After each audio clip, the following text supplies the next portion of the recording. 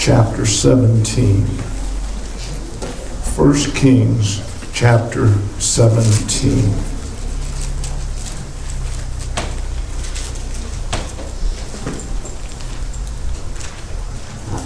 We have seen where that God is working in the life of Elijah, his servant, his prophet. Elijah has met with Ahab the king and has told Ahab that other than by my word it shall not rain again. Loosely interpreted, you're not going to see any more rain until I say so. Simple statement. And then the Lord led him up to the brook of Cherith and provided for him there. The ravens brought him bread and meat.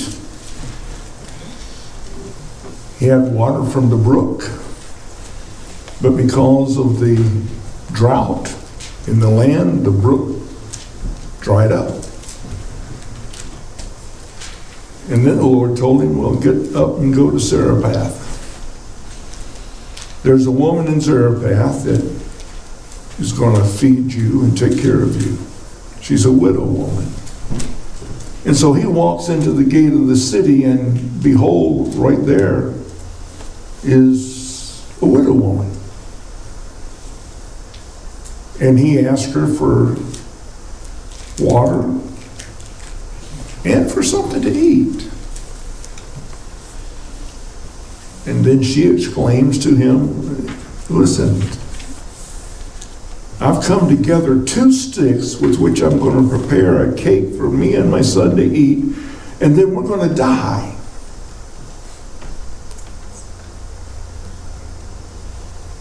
God's man talks to her, and apparently, the way I understand it, the Holy Spirit had already spoken to her heart. She just didn't realize what was happening yet.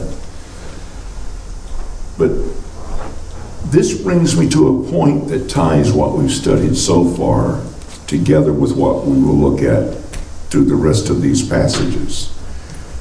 And that is the point of Elijah proclaiming to Ahab that it was not going to rain until Elijah said so again. God was preparing for that before this even happened, and in this he was speaking for God's word to Ahab,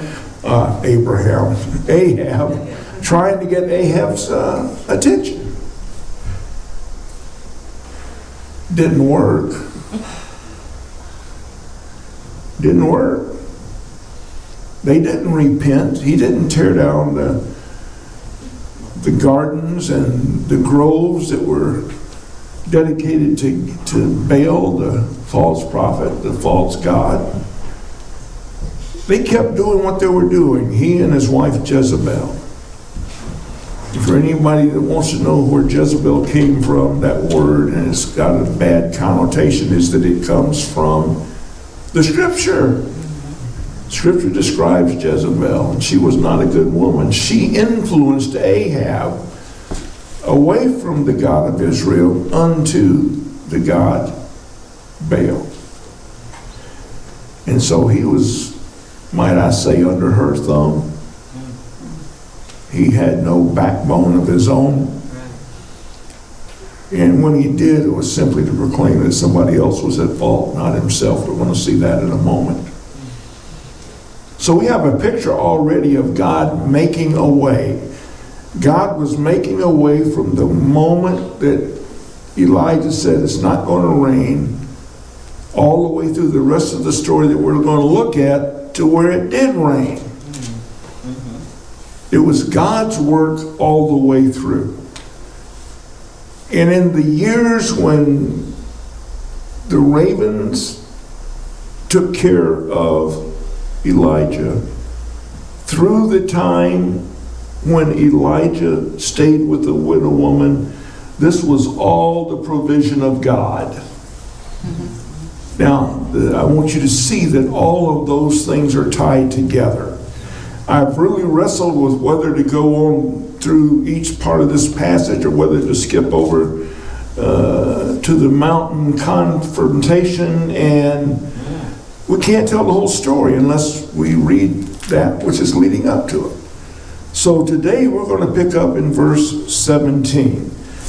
Let's start with 16. It's the finishing up of that part of the story. It says, "And the barrel of meal wasted not, neither did the cruse of oil fail, according to the word of the Lord, which he spake by Elijah." That little bit of meal that she had, she took and gave to Elijah. She fed him. She gave him water. And as a result, God gave supply for her through the rest of this period of time of trial and trouble. Then verse 17 picks up and says, "And it came to pass after these things that the son of the woman, the mistress of the house, fell sick. And his sickness was so sore that there was no breath left in him." In other words, he died. "And she said unto Elijah, What have I to do with thee, O thou man of God?" I think that was said with scorn in this case. You see? "What have I to do with you, O thou man of God? How can you be the man of God and bless my household and my sons died?"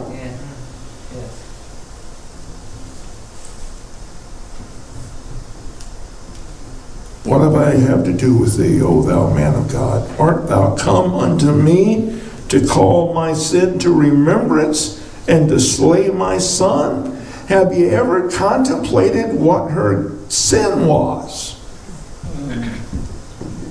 No. There's something back there. It doesn't tell us what it is. If it does, somewhere, you let me know. I haven't seen it. But she's definitely carrying guilt for something, isn't she? Yes. Do you know guilt will eat you alive? Did you know that guilt is of God until it's not? Let me say that again. Guilt is of God until it's not of God. Now, what in the world do I mean by that? God gave you a conscience for a purpose. And that purpose is to draw you to recognize your sin. Okay?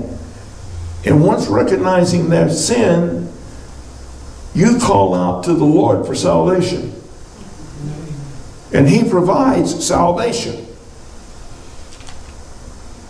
As I've said so many times here, not by your good looks, not by your good speech, not by your bright mind, not by your pocketbook, not by anything except that faith in Jesus Christ as Lord and Savior. That he sacrificed himself for your sin.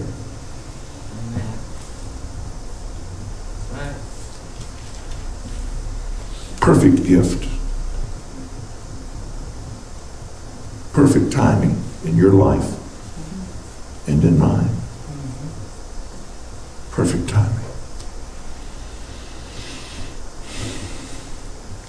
Art thou come unto me, call my sin to remembrance? Well, in the statement I made, when is it not good? Once God has forgiven you, let it go. Did you know one of the hardest things for some Christians? They can tell you all about God's forgiveness and tell you that God's forgiven them of many terrible things in the background of their life. And yet when you get to know them, you find out they have not yet forgiven themselves. When God has forgiven you, but you don't forgive yourself, I submit to you that's sin before God. By your unforgiveness to yourself, you're saying that God's forgiveness wasn't enough. I think, now this is me, this is my mind, I will give you a peek every now and then, like every Sunday, every Wednesday.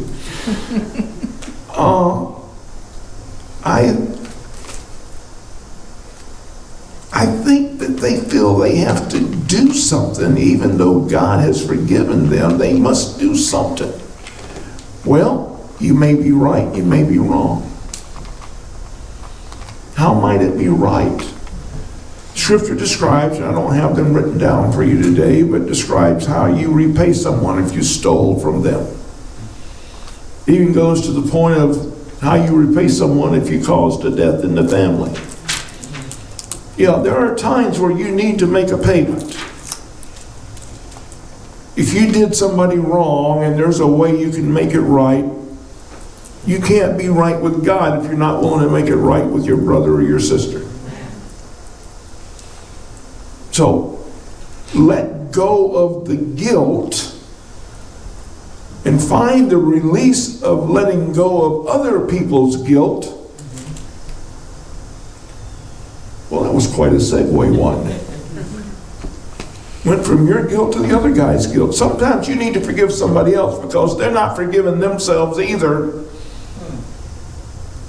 Release them within your spirit from whatever it is they did or you think they did.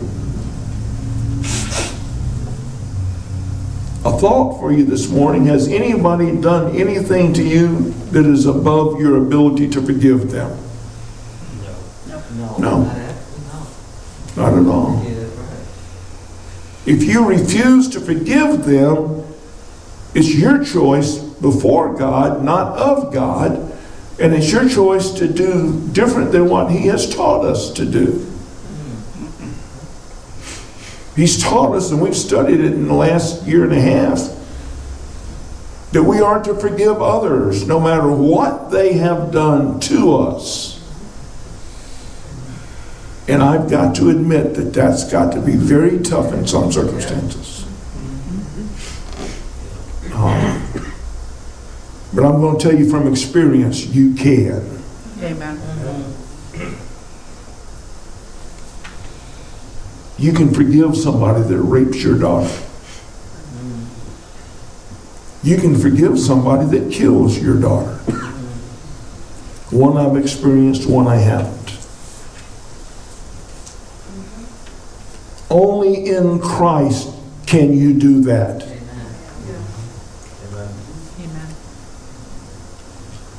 Men, I'm going to talk to you for a second. Only in Christ can you learn to forgive that horrendous type of sin that you can't imagine your family going through at the hands of somebody else. But you have to overcome your pride, your anger, your judgment in order to forgive the other person. I believe that you have to forgive totally, completely, to the point to where you can look at the person that wronged you terribly if you get the opportunity to say, I forgive you. In the Lord Jesus Christ, I am to love you. And I want to do that. You'd be amazed what God can do with those kind of things. Your actions may lead to the salvation of somebody else who desperately needs it.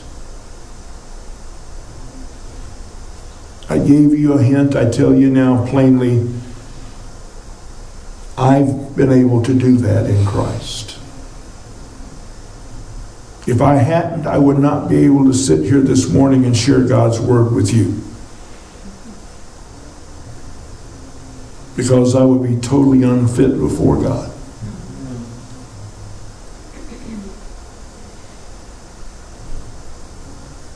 Believe me, in Christ, you can forgive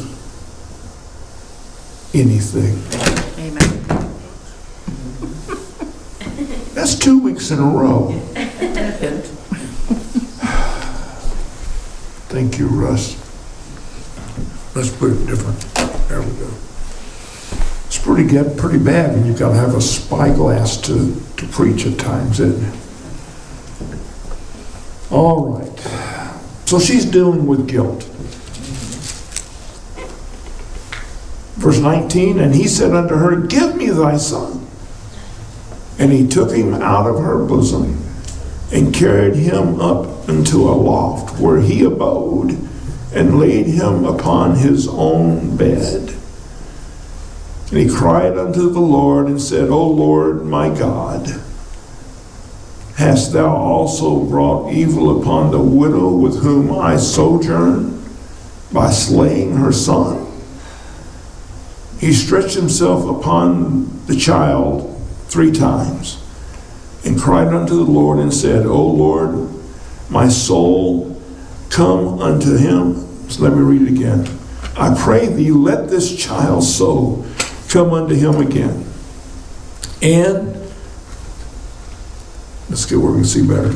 And the Lord heard the voice of Elijah, and the soul of the child came unto him again, and he revived. The language tells you the son was dead, and now he's alive. Some people think Lazarus is the only guy that was brought back to life. That's not so. This young man is brought back to life. And Elijah took the child and brought him down out of the chamber unto the house and delivered him unto his mother. And Elijah said, see, thy son liveth. Do you think she was excited at that point? Yeah. Might I ask your agreement that when you see somebody that is dead, you know they're dead? If they've been dead very long at all, you really know they're dead. Their color changes and they're gone. Yes. So yeah, when she saw her son standing and alive, I think she was very excited. But listen to what she says. And the woman said unto Elijah, now by this I know that thou art a man of God, and that the word of the Lord in thy mouth is truth. A few minutes ago, she's mocking him as a man of God, and now she's proclaiming, surely you are a man of God. Why? Because she saw God work in his life, in this case, a very miraculous way. And by the way, I had an interesting thought. I don't know if I've had this one before or not. If I have, it escaped me since then. Did you know nothing's miraculous to God? We say, well, that was a miracle, this was a miracle. To God, nothing is miraculous. It's just his nature. Amen. It's who he is. He needs but speak the word and it becomes reality. Yes. But to us, it's miraculous. Now, my definition of miraculous is God doing what we cannot do. I've seen God heal cancer. I've seen God heal in amazing ways. I know a pastor whose testimony of what brought him to the Lord was he was in a honky-tonk one night, one of them knock down, drag out, fight type of honky-tonks, and a man put a pistol to his head and pulled the trigger. Left no mark on his head, no bullet hole, but there was a bullet behind his head in the wall. True story. There were those that saw it, can testify to it. That's miraculous to me. I can't do that. Some people get taken in by the miraculous at the hands of people. If a miracle takes place, it's not at the hand of any single person. It's at the hand of God. Amen. I don't want to burst your bubble, but you cannot do the miraculous. Only God can. Amen. That's right. But God may do a marvel through you, but a marvel doesn't make a miracle in the sense of what you did. You know, people get going in a circumstance and they lift a car off of a child. Science has done its best to explain that, but the truth is, God is the author of those type of things. Amen. Yes. Amen. God gives you ability at times far beyond what you know. And I'm also convinced, by the way, just a side thought, that there's more you can do with your mind than you realize. Amen. We only use a portion of our mind. That's right. I believe when I see Jesus, my whole mind will be there. And I'll be understanding things that people question today. What a blessing. So the woman says to Elijah, "Now by this I know thou art a man of God, and the word of the Lord in thy mouth is truth." I got one of those inconvenient questions for you. Are you living your life in such a way that somebody can look at you and say, "I know God's in you. I know God works in your life. I know God works through you"? It's a good question. How close are you to that?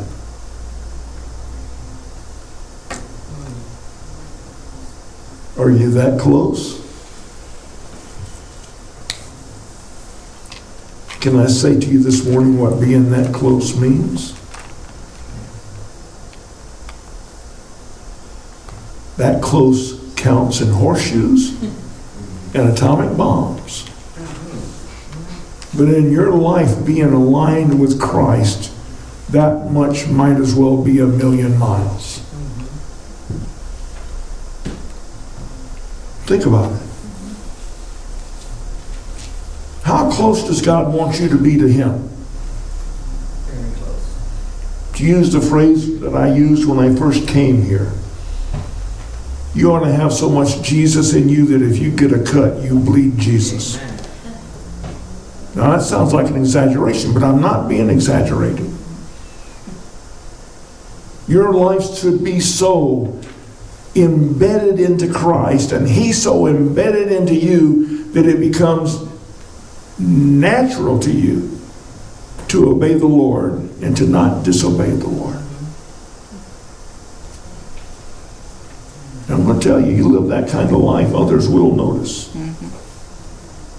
And God will use you to impress other people. Now, here's the caveat to that. Do I preach the gospel to impress other people? Yes and no. Yes, in the sense that if I can impress upon you the truth of God's word and it touches your life and it changes you for the better, amen. But do I do it to get a pat on the back? I do not. That's not the purpose. Sometimes it's hard to distinguish between those two, isn't it? Sometimes people get away with a show.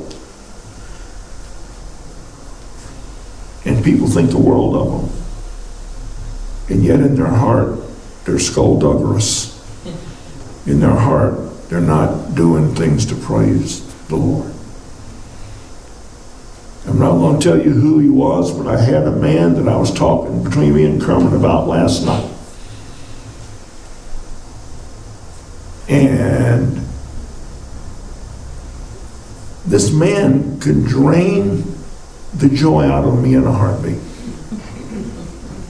And I'm going to tell you, that's my fault. Yes. I should have been over that by that point in time. I keep thinking I'm over it now, but I'm not sure. But the reason I say that is the guy to the church appeared to be the best Christian your best friend. But outside of the church, he was a totally different character. That man's wife once said to him, you know, how about I tell the church what you're really like? He smiled and he said, they won't believe it. They won't believe it for a minute. Well, that kind of heart does not in any way please God. I keep preaching that we need to draw closer to God. And some folks want to believe, well, I'm as close as I can be. Then why does the scripture say, draw nigh unto God and he will draw nigh unto you? Yes. Plain English, you decide to grow closer to God, he will come closer to you. Yes. To draw nigh means to come alongside.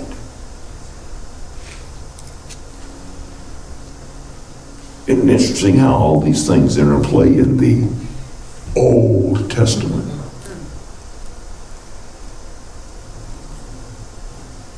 I'm not going to harp on it, but I'm amazed at how many preachers these days think we should get rid of the Old Testament. It misleads people. Not if they understand that God authored that. If God authored it, did you know I don't like that question? If God authored it. You're questioning God if you say it that way. You might need to use it with someone that's lost in order to draw them to the right conclusion. But I have trouble saying it. God authored it. It's his word from Genesis 1:1 to the end of Revelation. And it declares of itself that it's all good. There's none of it worth throwing away. Amen. And in my studies, the last couple months, I've read through a lot of genealogies and other things. And I'm sorry, I don't have the mind to go through and go through the genealogies and see how everyone affects everyone else. But you know what? They do. I know enough that you can go back to the genealogy of Jesus and see that in his genealogy, in his background, there was one prostitute. Think about that. I had one pastor years ago in our association, he's not now, get on to me because I preached in a way and I talked an example in a way that sounded like Jesus, or this pastor, like a pastor who had witnessed to a prostitute was wrong. He said, Jesus never witnessed to a prostitute.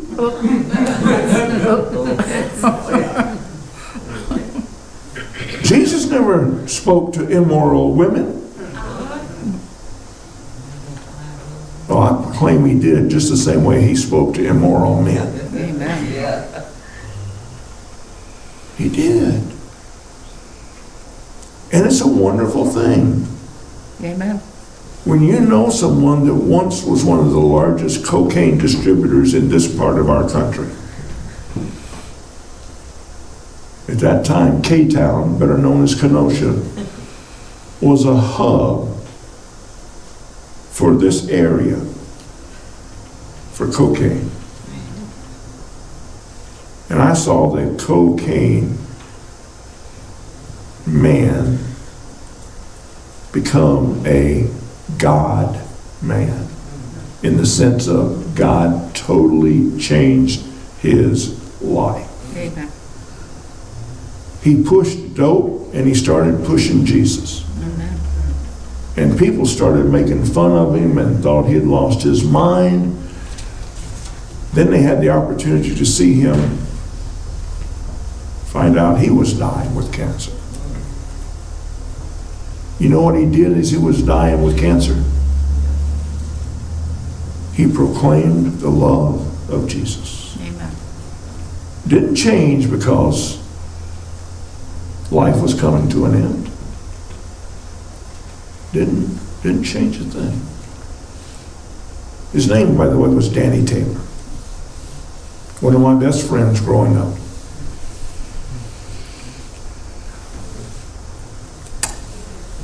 I got to tell you, see if this rings a bell with any of you. Do any of you have old friends that you loved that are gone? They're not here anymore. You know what's a blessing about Danny Taylor? I'm going to get to see him again.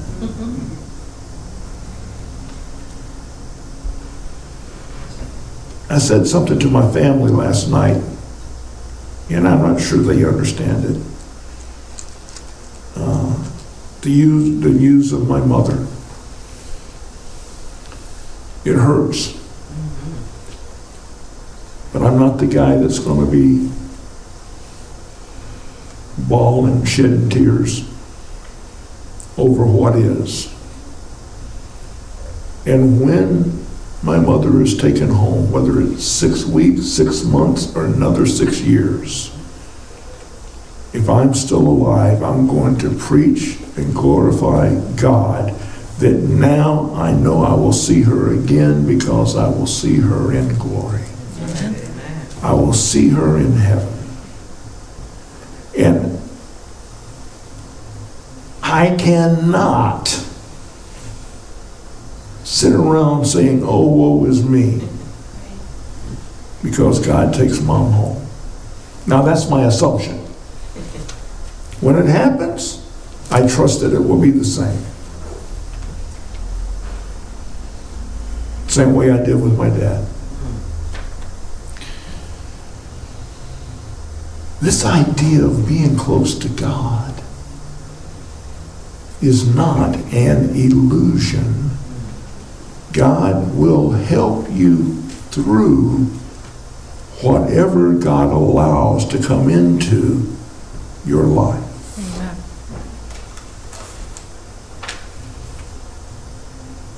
I will continue to pray for my mom. Ask God if it's within His will to restore her. And if it's not His will, I cannot be mad at God because He takes my mother home to be with Him. Nope. I cannot.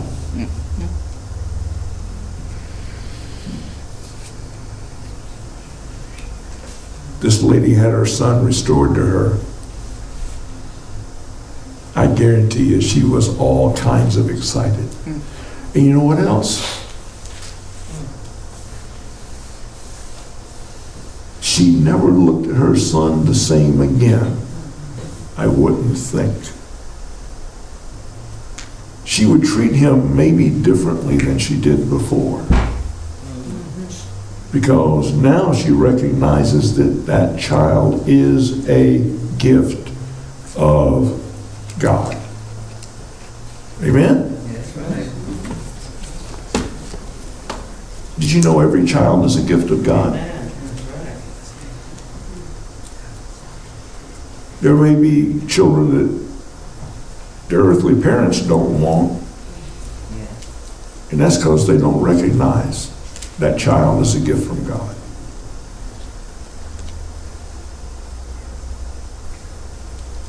Oh, time has flown. I'm going to get on my hobby horse for just a moment. If you want to discuss it with me, I'm open. I believe that life begins at the moment of inception. Yes. That's right. I have people tell me, good Christian people, well, you know, they have a heartbeat by so many days and brain waves by so many days, and they think they're convincing me of something. I want to convince them before those things happen. It's still a child. Amen. Amen. We need to love our children better. Amen. The world needs to love their children better. The church needs to love the children better. Amen. We've got two precious young children downstairs. It's a blessing to have them in the house of the Lord. Amen. I'll let the cat out of the bag. I hope to see them grow up here. That's just me. Amen. I wouldn't front nobody out about that. I love to watch children grow, especially when they grow in the nurture and admonition of the Lord, the knowledge and the reality of God, the truth of grace given through the sacrifice of Jesus. What a blessing it is when they come to Christ young. I'm cautious about that, but when they come to Christ young, and their life from there on out proves it. What a blessing that is. Amen? Amen. What a blessing.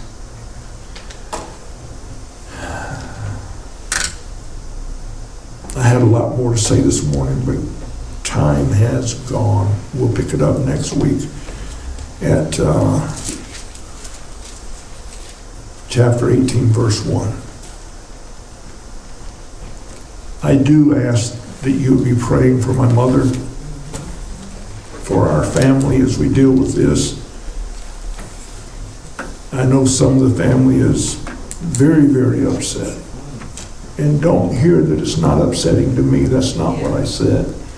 What I did say is God gives us the ability to deal with it.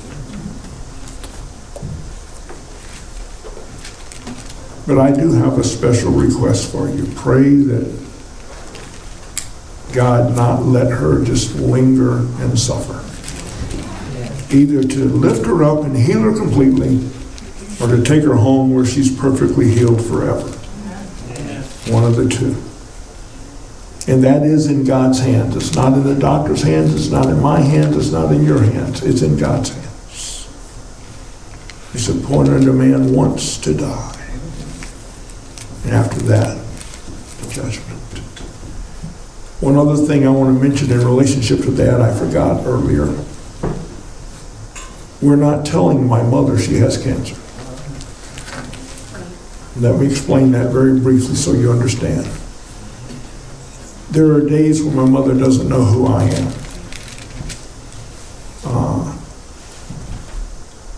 She keeps telling me she got married last night. Things like that. One day she told her she got married last night and lost a baby at the same time. My mother's mind is not there like it used to be. I don't want her to spend the last days of her life in misery, fretting over, suffering with cancer. If God allows her to live in ignorant bliss until he takes her home, that's fine with me. I do pray she doesn't suffer. Amen. And I ask you to pray the same. I thank you for your fellowship in Christ.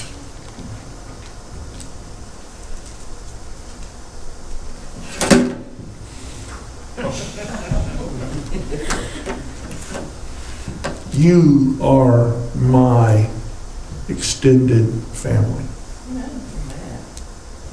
Every one of you. I'm thankful for you. I'm thankful for your prayers.